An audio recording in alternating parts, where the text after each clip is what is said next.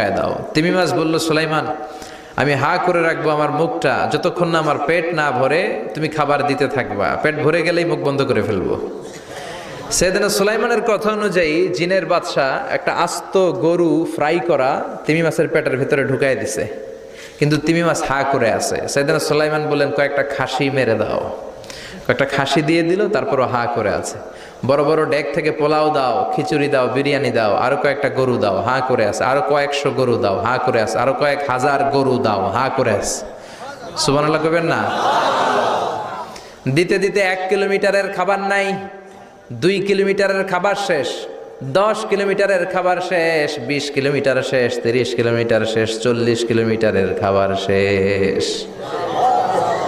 এখনো তিমি মাছের মুখটা হা করা আছে না নাই?